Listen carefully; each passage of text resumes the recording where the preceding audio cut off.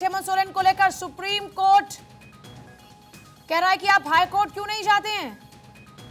हेमंत सोरेन को लेकर supreme court में सुनवाई और सुप्रीम कोर्ट ने हेमंत सोरेन से कहा कि आप हाई कोर्ट क्यों नहीं जाते। हाई कोर्ट जाने के लिए कहा है हेमंत सोरेन को। हेमंत सोरेन की याचिका पर सुप्रीम कोर्ट में सुनवाई शुरू हो चुकी है और सुप्रीम कोर्ट ने कहा कि आप हाई कोर्ट क्यों नहीं जाते हैं। आप हाई कोर्ट जाइए। आप हाई कोर्ट जाने की बजाय सुप्रीम कोर्ट आए हैं। सुप्रीम कोर्ट की बजाय आप हाई कोर्ट जाएं। आप हाई कोर्ट क्यों नहीं जाते हैं। सुप्रीम कोर्ट ने हेमंत सोरेन को हाई कोर्ट जाने के लिए कहा है। यह बड़ी जानकारी इस वक्त मिल रही है। देखिए, हेमंत सोरेन सीधे पहुंच गए सुप्रीम कोर्ट और एक तरफ सुप्रीम कोर्ट ने यह कह दिया कि आप हाई कोर्ट जाइए। हेमंत सोरेन की याचिका पर सुप्रीम कोर्ट में हो चुकी सुनवाई शुरू है। बड़ा झटका, आप हाई कोर्ट क्यों नहीं जाते हैं। सुप्रीम कोर्ट ने कहा कि आप हाई कोर्ट क्यों नहीं जाते हैं। गिरफ्तारी के खिलाफ याचिका लगाई गई थी, आप सुप्रीम कोर्ट की बजाय हाई कोर्ट क्यों नहीं गए। सुप्रीम कोर्ट ने यह कहा तो हेमंत सोरेन को सुप्रीम कोर्ट से लगाया बड़ा झटका। राहत नहीं बल्कि कहा कि हाई कोर्ट जाइए। सुप्रीम कोर्ट ने हेमंत सोरेन को हाई कोर्ट जाने को। सुमित मेरे साथ जुड़े, मेरे सहयोगी इस वक्त। सुमित, सुप्रीम कोर्ट में सुनवाई शुरू हो चुकी है, क्या कुछ चल रहा है वहां। पूजा, मैं आपको बता दूं कि हेमंत सोरेन को सुप्रीम कोर्ट से किसी भी तरह की राहत नहीं मिली है। सुप्रीम कोर्ट ने हेमंत सोरेन की याचिका पर सुनवाई से इनकार करते हुए हाई कोर्ट जाने को कहा है।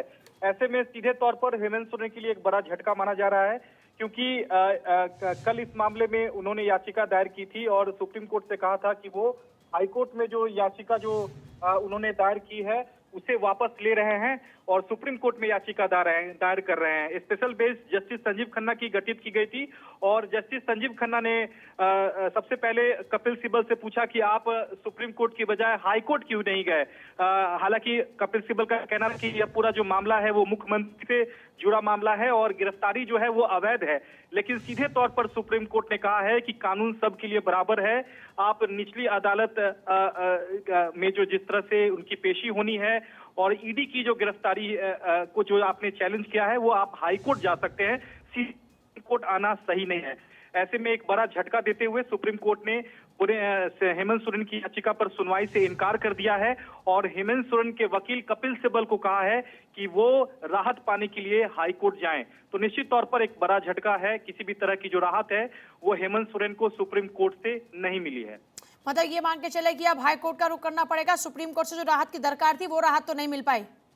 जी बिल्कुल पूजा, सीधे तौर पर जस्टिस संजीव खन्ना की 3 जजों की बेंच का गठन हुआ था और स्पेशल बेंच ने सीधे तौर पर 2 टूक कह दिया है कि कानून सबके लिए बराबर है, वो चाहे मुख्यमंत्री हो या फिर चाहे आम आदमी हो। आप सीधे तौर पर सुप्रीम कोर्ट नहीं आ सकते हैं। आपने जो गिरफ्तारी को चैलेंज किया है, जो पीएमएलए एक्ट 19 के तहत ईडी को ये शक्ति है कि किसी भी व्यक्ति को मनी लॉन्ड्रिंग में गिरफ्तारी का अधिकार देता है, उसको अगर आपको चैलेंज करना है तो सीधे आपको सुप्रीम कोर्ट की बजाय हाई कोर्ट जाना चाहिए था। अगर हाई कोर्ट आपकी बात को नहीं सुनता है, आपको हाई कोर्ट से किसी भी तरह की राहत नहीं मिलती है, तब आप सुप्रीम कोर्ट का दरवाजा खटखटा सकते हैं। तो सीधे तौर पर आपने जो याचिका दायर किया है उस पर सुनवाई नहीं की जा सकती है।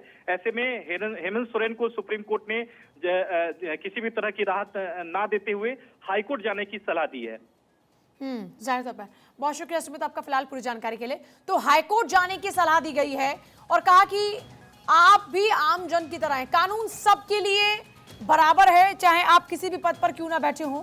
आपको हाई कोर्ट का रुख करना चाहिए था और आप हाई कोर्ट जाएं। आपको राहत की दरकार है तो आप हाई कोर्ट जाएं पहले। अगर वहां पर आपकी सुनवाई नहीं होती तब आप सुप्रीम कोर्ट का रुख कर सकते हैं। दरअसल हेमंत सोरेन की ओर से गिरफ्तारी को लेकर अपनी याचिका दायर की गई थी और अब हेमंत सोरेन की इस याचिका पर सुप्रीम कोर्ट ने कहा कि आप सुप्रीम कोर्ट ना आकर हाई कोर्ट जाएं। जरा रिएक्शन सुनिए, जो पॉलिटिकल रिएक्शन अभी आने शुरू हुए हैं। बेरोजगारी का दंश झेलने वाले लोगों की जमात झारखंड में बढ़ गई है। अभी हाल के दिनों में आपने देखा होगा कि जितने भी